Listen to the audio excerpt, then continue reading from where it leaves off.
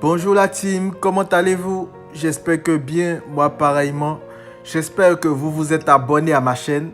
Si ce n'est pas encore fait, vous avez juste à cliquer sur le petit bouton abonner en dessous de la vidéo. Aujourd'hui, vous aurez remarqué, j'utilise un autre PC, un Mac, et à défaut d'avoir le Notepad, j'utilise le Sublime Text comme éditeur de test. Allons donc au tuto. Comme nous l'avons annoncé dans le tuto 4 qui parlait des couleurs de fond, des divs, nous allons gérer la largeur et la longueur des divs ou des blocs. Pour pouvoir gérer la largeur des divs, on se sert de la propriété width. Donc, on se rend dans notre CSS et dans le premier bloc et on introduit la syntaxe suivante. D'abord, la propriété qui est width, ensuite 2 points, puis la valeur ici, nous choisirons 64 vu qu'elle ne couvre pas toute la page. Et enfin l'unité. Ici, deux cas de figure se présentent, soit le pourcent ou le pixel. Nous choisirons le pourcent. Pour moi, il est plus simple à utiliser car 100% représente tout l'écran. Puis enfin, il ne faut pas oublier le point virgule très important.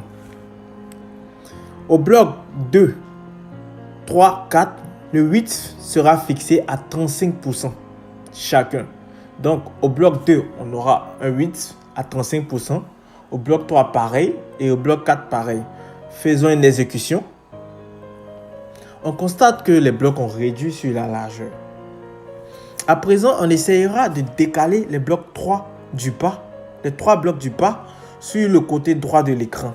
En CSS, on dit qu'on fera flotter les blocs à droite du bloc 1. Comment le faire? Pour le faire, on se rend dans le CSS dans la partie du bloc 1 et on essaie la propriété float. La syntaxe est la suivante, propriété float, puis 2 points et comme valeur, on donne left. Et enfin, ne pas oublier le point virgule. Pour les blocs 2, 3, 4, nous les ferons flotter à droite du bloc 1. On fera de même que l'instruction précédente. Cependant, la valeur sera remplacée par right pour dire à droite. Donc au bloc 2, float 2.right, point virgule, pareil au bloc 3, puis au bloc 4. Faisons une exécution. On constate que les deux blocs, c'est-à-dire le bloc 2 et 3, sont à gauche de votre écran bien sûr, et la quatrième force la place. Normal, cela est peut-être dû à la longueur de la page en elle-même ou la taille du bloc 1. Pour pouvoir gérer la longueur du bloc, on utilisera la propriété if. La syntaxe est la même que la width, mais juste que la width est remplacée par la propriété if.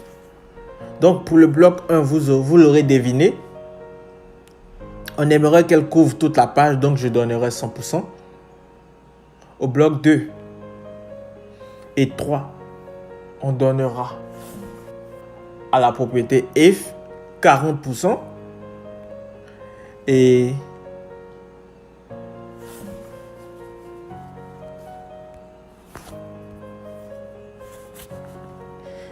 au dernier bloc, donc au bloc 4, je donnerai environ 15% à la propriété if. Faisons une exécution. On constate que les changements de longueur de la page n'ont pas eu d'effet. C'est clair, cela est dû à la priorité. C'est comme un père qui interdit son fils de sortir.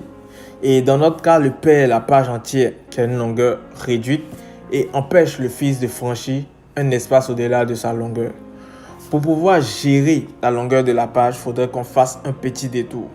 Je ne l'avais pas encore mentionné, mais la référence des blocs au sein du CSS ne se fait pas qu'avec des idées ou des classes. On peut le faire aussi avec des balises. Donc, revenons à la gestion de la taille de la page entière. Cette fois, on va utiliser comme sélecteur le body qui fait référence à la balise body dans le HTML.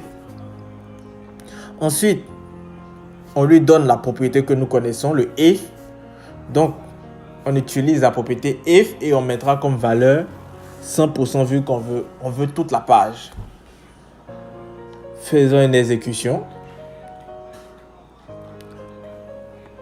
On constate que rien n'a changé. Normal, c'est juste qu'on n'a pas fini de toucher aux parents. Rappelons-nous, au-dessus du bloc body, il y a la balise HTML.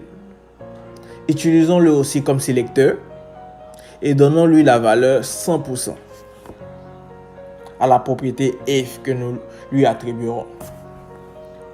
Faisons une exécution.